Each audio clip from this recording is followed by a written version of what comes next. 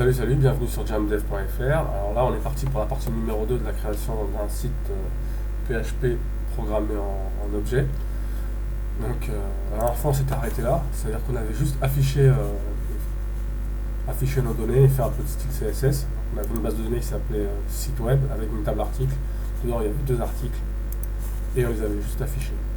Donc là, ce que j'aimerais bien faire au passage, c'est donc aujourd'hui, ce que je vais faire même, c'est qu'ici je vais rajouter un lire la suite et en cliquant dessus, ça s'ouvrira l'article s'ouvrira dans une nouvelle page et là je vais réduire en fait le contenu à par exemple à 50 caractères. Du coup, pour voir l'article, il faudra absolument cliquer sur le bouton. Donc au passage, j'en profite pour saluer Yves qui se reconnaîtra, je pense. Je le remercie de son soutien et ça me motive à continuer, donc vraiment merci, ça me fait plaisir. Donc voilà. Donc après cet aparté, on est reparti. Donc là, on est sur la page index.php, on se passe dans HTML, on va créer une span,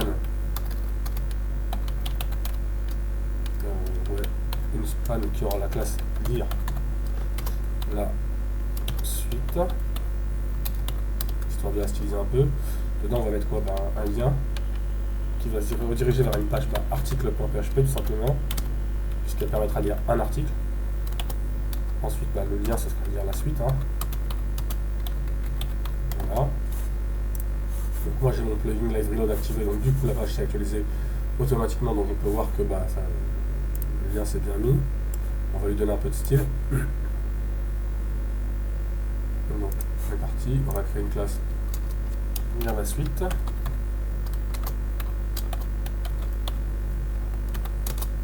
Donc au passage, vous voyez que j'en profite toujours pour écrire avec la convention. Le premier mot c'est en majuscule, le deuxième mot avec les majuscules, c'est la convention en PHP objet, donc je la conserve un peu partout, ça me permet de ne pas perdre des automatismes. Donc on va les mettre, bon, comme c'est une span, on va mettre directement un display block ou une like block, mais bon là on s'arrête block. Et ensuite je mets une largeur de 150 pixels, une hauteur de 30 pixels, un line 8 pour aligner le texte verticalement de 30 pixels. Qu'est-ce que je pourrais mettre d'autre? Un texte administrateur. Je vais lui mettre un background en dégradé. Donc pour ça, je vais aller sur le site Colorzilla. Moi j'ai mis un lien, je dois avoir un lien directement, mais donc je fais sur Colorzilla Gradient. Et je vais choisir une couleur verte. Prenez celle que vous voulez, là c'est vraiment une question. Donc je copie celle-là. Ça fait beaucoup de code là, mais bon, c'est pas grave. Je copie, je le mets dans la suite. Ça va voir ce que ça donne. Voilà. Donc qu'est-ce que je vais faire? Je vais mettre aussi un border radius. Là. Donc un bon arrondi. Un border. Un pixel. Encore une fois, c'est du CSS. C'est pas vraiment le but du site, mais je préfère faire tout à peu près propre pour que ça reste quand même intéressant pour vous. On n'est pas des coins dans la vie. Enfin, voilà, donc un peu de style au bouton. On va jouer un peu sur le lire aussi. Donc lire la suite. On va reprendre notre classe.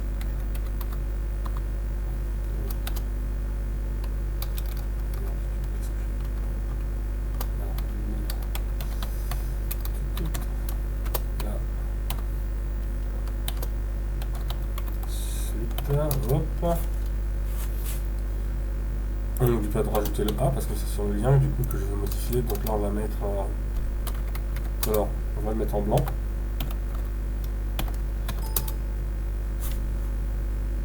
On va mettre texte décoration none, pas de lien. Voilà. Je pense que ça ce sera très bon. Je vais skiper cette page. On va même mettre un font weight bold, un texte en gras. Voilà, bon, ça peut aller. Donc ce que j'aimerais du coup, c'est qu'en cliquant là-dessus, ça arrive sur une nouvelle page.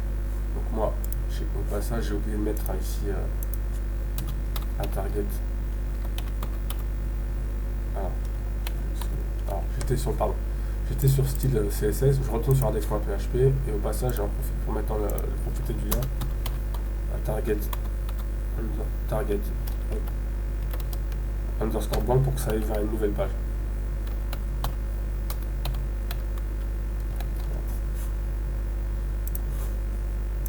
Enfin, ça fait automatiquement que voilà, ça s'ouvre dans une nouvelle page. Ah non, là la fenêtre reste toujours.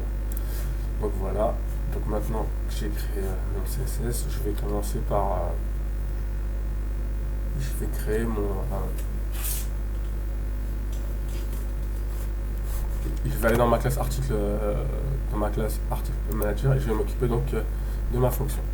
Alors ma fonction elle ressemblera beaucoup à celle-là, sauf qu'en fait elle n'affichera pas tous les articles mais un seul article. Donc pour ça,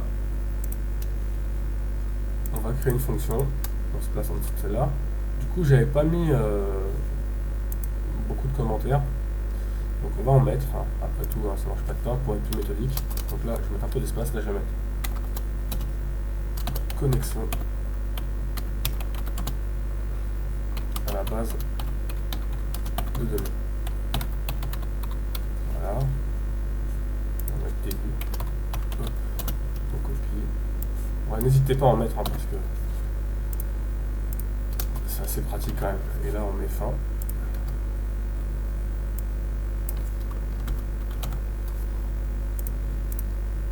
Là on va mettre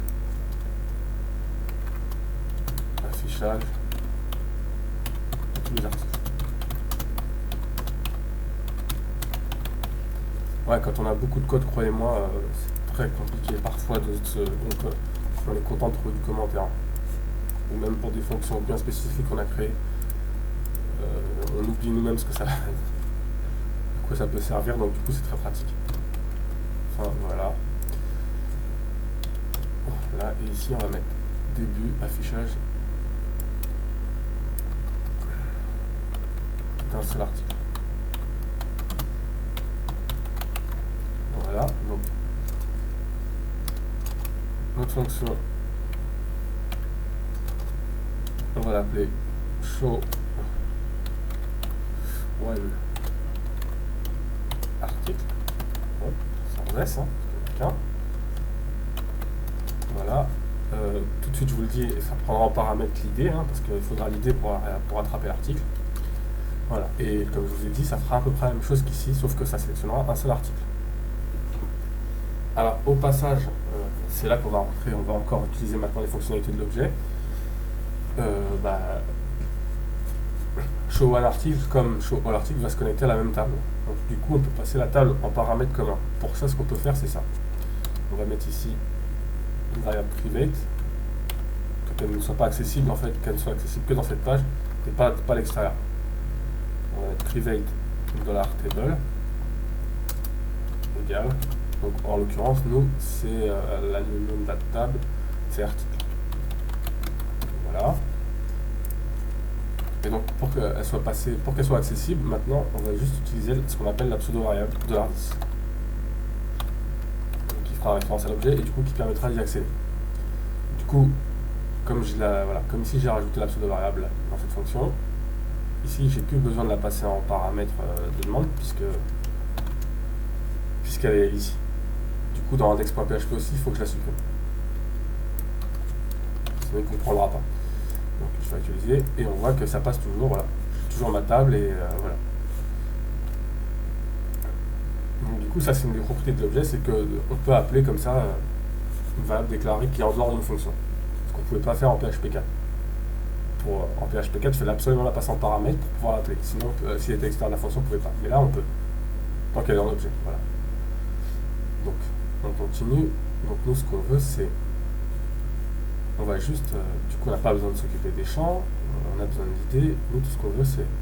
On va faire une requête SQL. $SQL. C'est égal à quoi? La même chose, hein, ça va être un select. Sauf que là, nous, on va sélectionner tous les champs. Directement, on va pas chercher dès qu'on aura from, pareil. Pseudo variable. Hein.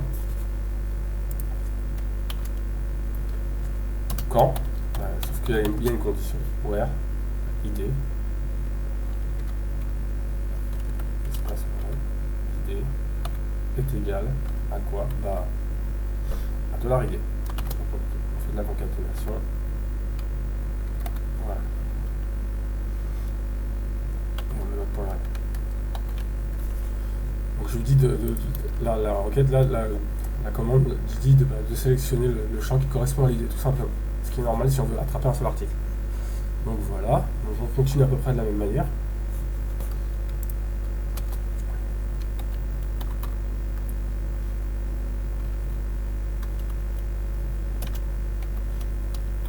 Donc de la requête, et ce sera la même chose, MySQL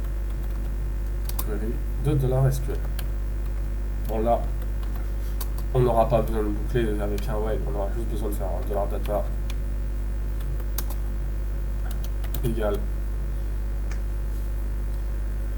égal pareil MySQL fetch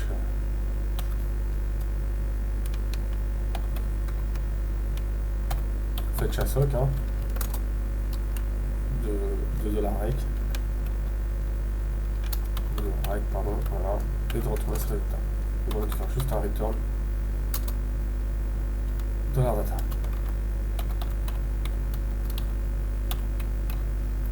Donc là voilà, on aura notre fonction qui est à peu près correcte. Donc je vérifie rapidement. Pardon, là c'est SQL. Hein. Parce que j'ai SQL. Hop. Voilà, donc là on va créer notre page article. Donc on se met dans la racine. Hein. Donc on va créer notre page article. PHP. Comme index, alors on prend la même structure. Donc je vais copier cette ligne là.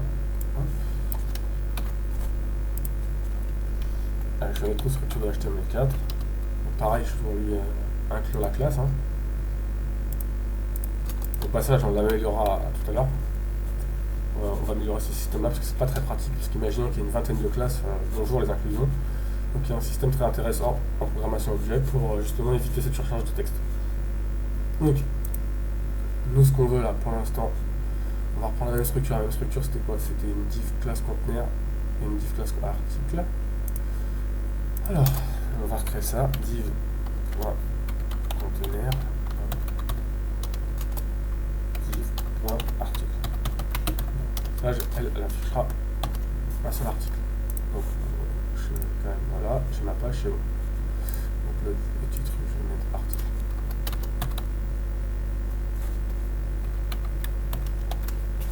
Là, je vais mettre. Alors, donc c'est parti. Du coup, maintenant, j'appelle je vais pareil, sur le même principe, je vais créer article sans S. Je vais m'attendre sur l'article là. Donc article égale.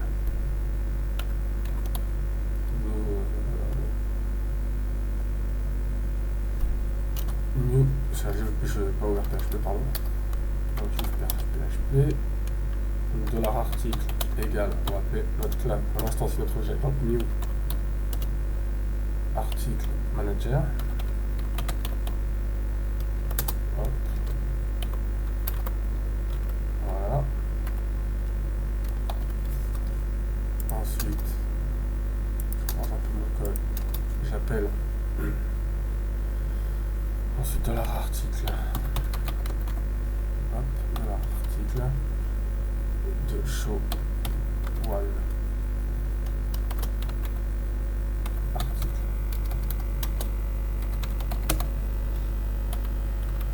Voilà.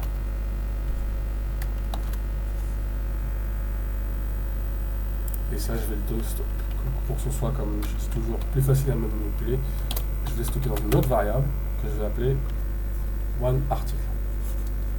Du coup, là, ce que je vais faire pour le test, je vais lui passer un ID manuellement, c'est-à-dire que je vais lui mettre l'ID 1 par exemple, pour que vous puissiez voir qu'il affiche bien l'article 1. Donc, pour qu'on puisse tester que la fonction marche bien. Donc, du coup, je vais directement faire un écho devant là. Ah non, ça ne marche pas, c'est une bêtise que je veux. Donc voilà, donc je vais passer, et là je vais faire un écho $one article, crochet, title. Voilà, c'est du texte, hein, donc on va mettre ça entre cotes, voilà. J'ai pas besoin de boucler, hein, il n'y a qu'un seul article en fait. J'ai pas besoin de faire un for each ou je ne sais quoi. Donc la même chose, je vais mettre echo content. J'ai fait aucune mise en forme là, donc ça va être un bloc de texte normalement si tout se passe bien. Et si je ne me trompe pas, dans ma syntaxe. Donc là, du coup, qu'est-ce qui se passe? Voilà, c'était pas activé. Voilà. Vous voyez qu'en actualisant, j'ai le bloc de texte comme j'ai dit, parce que j'ai sélectionné l'article 1. Voilà, donc là, c'est pas très joli. On va respecter un peu la même mise en forme que tout à l'heure, c'est-à-dire que le titre, c'était le titre dans du H3, donc title.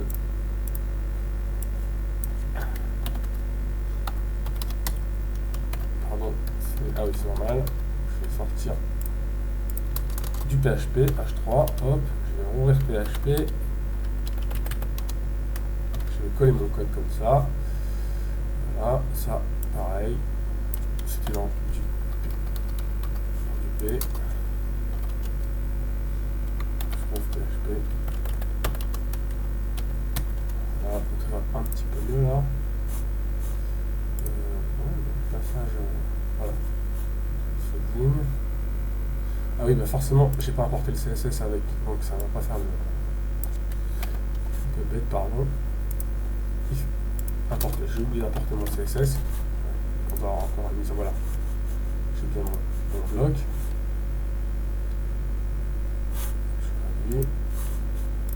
Donc ensuite, bah nous déjà ça ne va pas là, cette histoire d'importer l'article dynamiquement.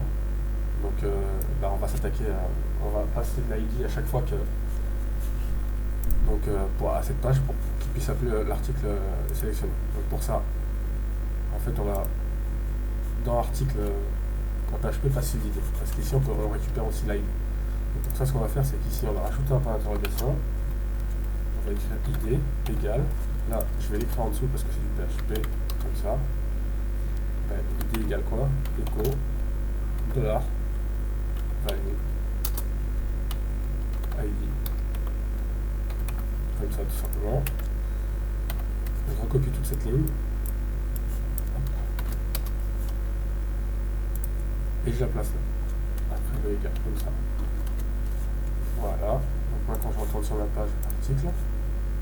On voit que, en regardant en bas, on voit que l'idée est bien transmise. Donc maintenant, ce que je dois faire, c'est récupérer l'idée sur l'article. Pour ça, je vais utiliser la variable get. Donc c'est juste comme ça que je vais récupérer l'idée, c'est de la underscore get qui est transmis par l'idée. Et du coup, je clique. J'ai bien mon lien, j'ai bien l'article 1. Je retourne sur ma page, je clique. J'ai bien l'article 2. Au passage, sur article, la même chose, on va mettre ça dans, on va copier ça, parce que les points d'interrogation, donc c'est un HTML spécial char, voilà, pour nettoyer, je clique, qu'est-ce qui s'est passé là, ça ne tourne pas, ah c'est entities, pardon, non, si c'est entities, oh là là. Pas spécial char, c'est entities. C'est HTML. Voilà. Donc là, ça va être comme ça. On actualise, voilà, c'est propre. Et il me manque quoi encore? La date. Donc la date, sur le même principe. Je vais faire copier celle de index.php. Et je vais mettre dans article, hop, je viens en dessous. Et au lieu de value, ça va être un article.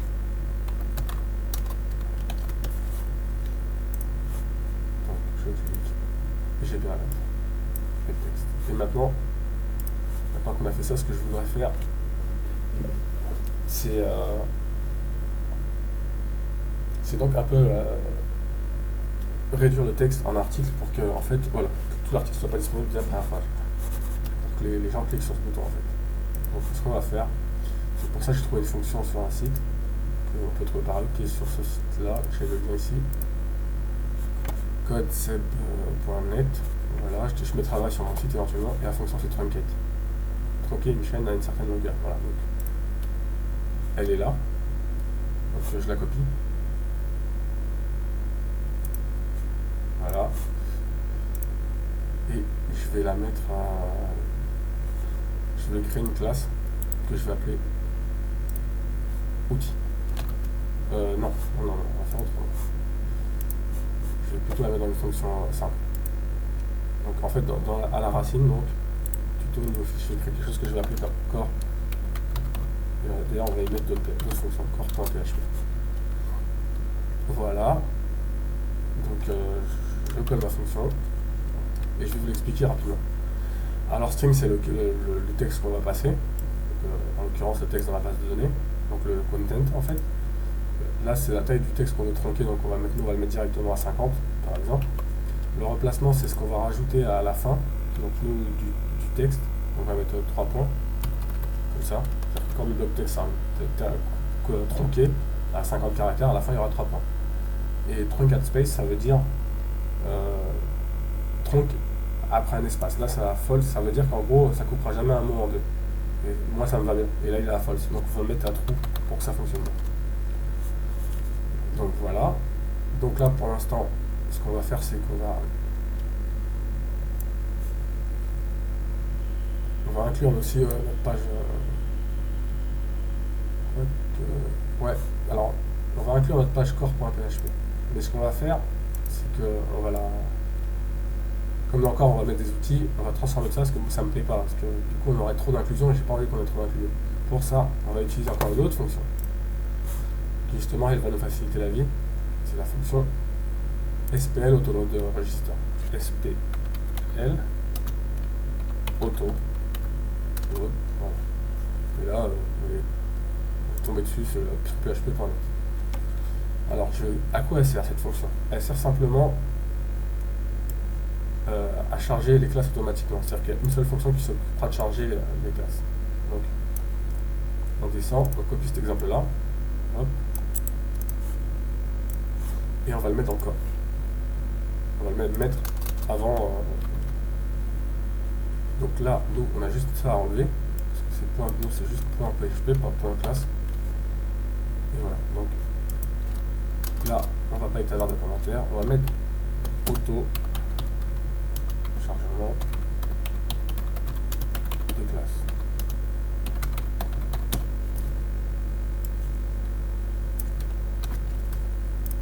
Fini. Voilà.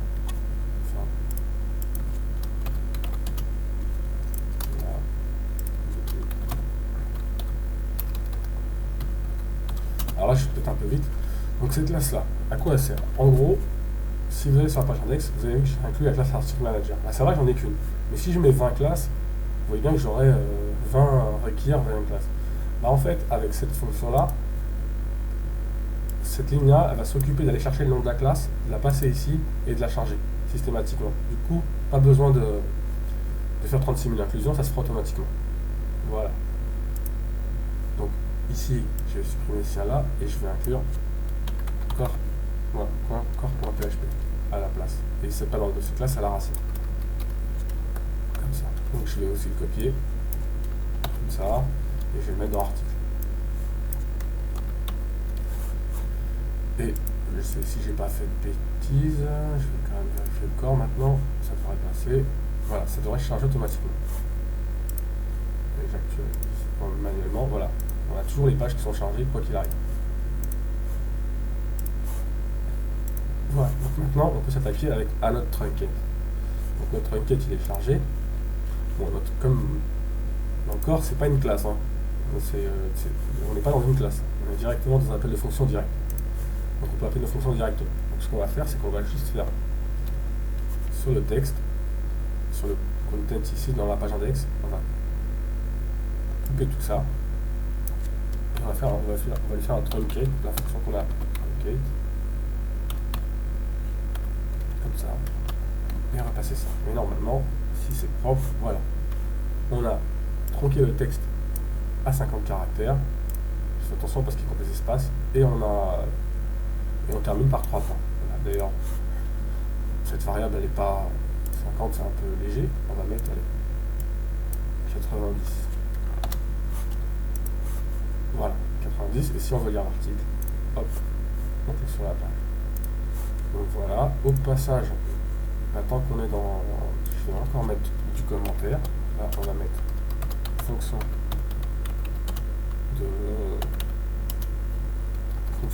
qui coupe le texte.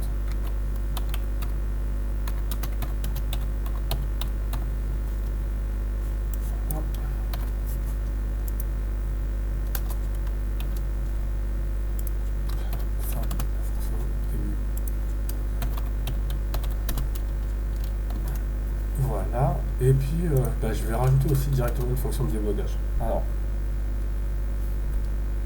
donc fonction en anglais, pardon, function, debug.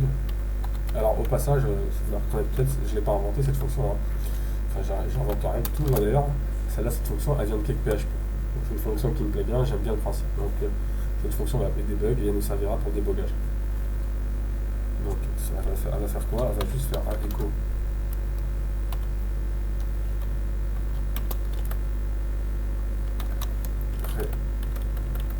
Voilà.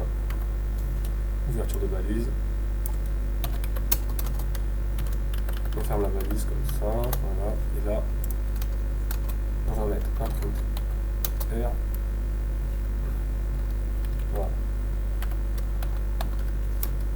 Et qu'est-ce qu'elle prendra comme paramètre? Et bah une variable qui a la valeur, une variable en tableau, on va appeler color tableau tout bêtement, mais vous pouvez mettre ce que vous voulez, peu importe le nom, ça n'a aucune influence du moment que c'est une variable. Et bien sûr un pointeur de quoi? Bah de $tableau. Voilà, en fait, je m'en sers juste de cette fonction pour tester le flux d'information. C'est une fonction que j'utilise quand je développe le site, mais après je ne l'utilise plus quand, quand je publie le site en ligne, je ne l'utilise plus.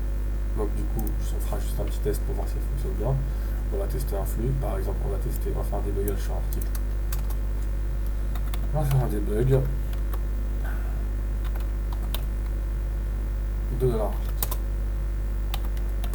Bon, là ça marche, on sait que le flux d'info passe bien, mais voilà, on voit bien qu'on a notre tableau qui est passé, mais on s'en servira plus tard pour tester nos pages. Hop, voilà, donc écoutez,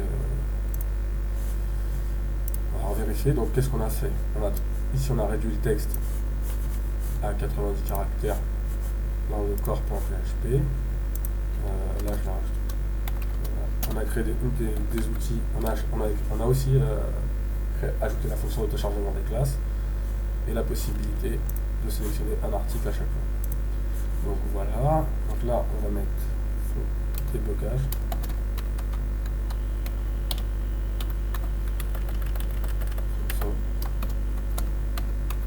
Fonction de débogage.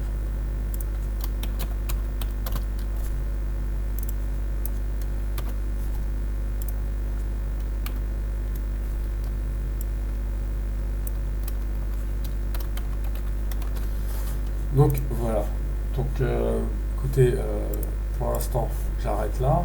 Donc la prochaine fois on va essayer de continuer. On a fait un peu d'affichage, afficher un article. La prochaine fois on va essayer de commencer à parler de la partie administration.